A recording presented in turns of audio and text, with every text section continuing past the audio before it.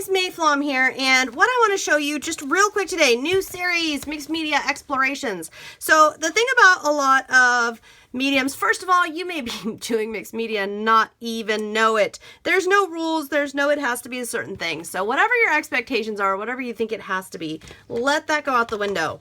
What I want to show you right now are clear mediums that you might use in layering or sealing projects. And let me give you some for example. Here's a for example. I took a coloring book page and glued it to a manila tag with some of the new collage medium from Ranger.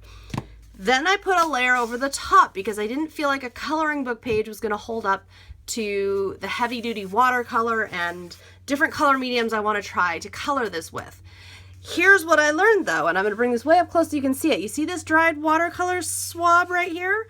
Well, it was much, much bigger originally.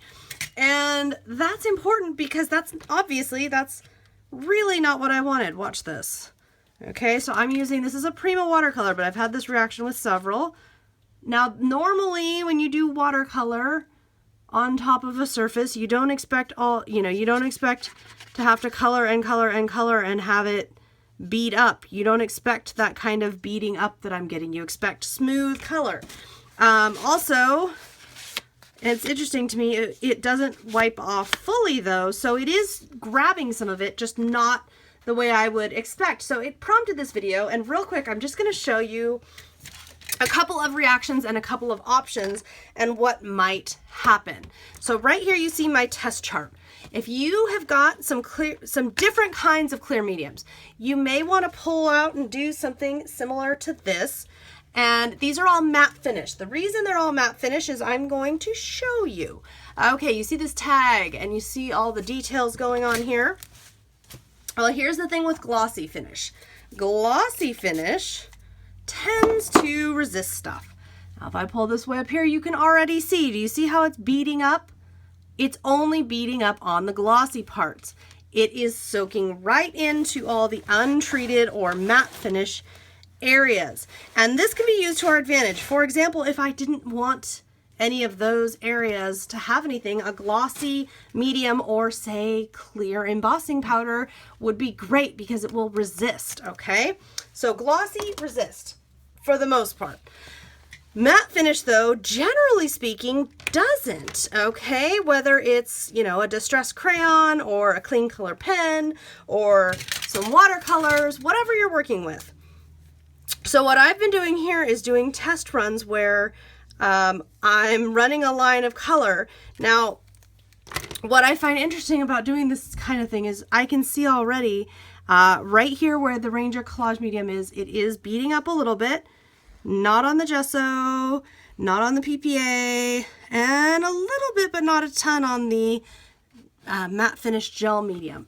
So running these kinds of tests, here's what I'm finding.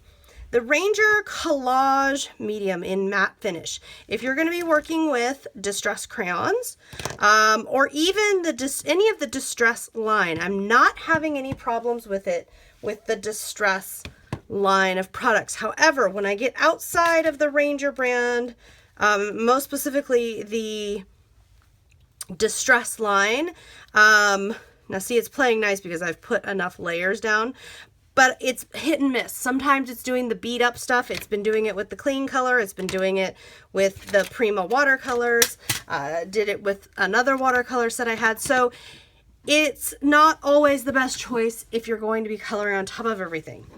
The next one, the Dina Wakley clear gesso. Now I did clear so that it would be comparable to everybody else. What's the difference between the clear and the white? This one's clear, the other one's white. There might be instances where you want a layer of something over your paper, like this is a great example. I don't want white gesso over this, but clear gesso might be a great sealant over this. So this one worked the best across the board. It had a weird reaction with distressed spray stains, which I'll be exploring more and seeing if there's anything to report back there. But otherwise, this one is a really great option. PPA is my go-to that you see me use all the time. It'll be having its own video soon. What is it? It's permanent, it's archival, it's UV resistant. Water soluble when wet, water resistant when dry. This is your all around high-end artist quality, whatever you want to call it, just really great adhesive, sealant, decoupage medium. You know, it'll glue metal stuff, it'll glue buttons, whatever you've got, whatever you want. This is probably your all-around adhesive. It did okay. I do not use it, for example, to prep a surface to color on. It did okay. Something that I noticed, and let's see if we can get some reactions here. So I squirted everything with water, and this is the old paper towel test. If you squirt everybody down with water, then give it a wipe.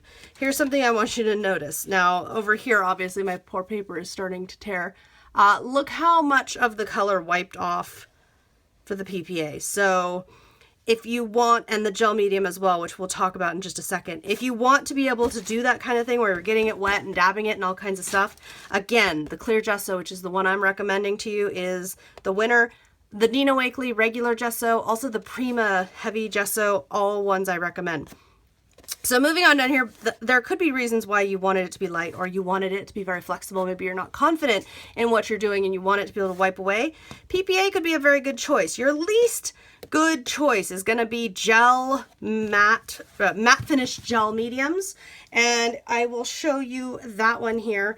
The one I used, and it's comparable to other brands such as Liquitex or whatever, the Art Basics 3D matte gel. It's great stuff, but here's my problem with it for this type of application. It's very heavy, so you have to sit there and spread it thin, whereas all of these other ones are fairly thin and you just spread on once. This one you'd really be, you know, spreading because it's a heavier, thicker stuff, and I tend to get more streaks in it and things like that. For a thin application, I tend to want this when there are times when you're going to want a heavier body, when you're going to want to have a little bit of texture, a little bit of lift, then this is going to be your go-to right here. This one, Liquitex makes it, Ranger makes one. There's a bunch of brands, but this is a good one for sure.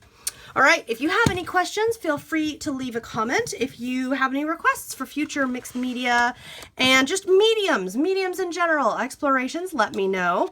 This has been an interesting test. I'm going to get back to working on projects. You'll be seeing me work with some of these in projects here on YouTube. I'll see you next time.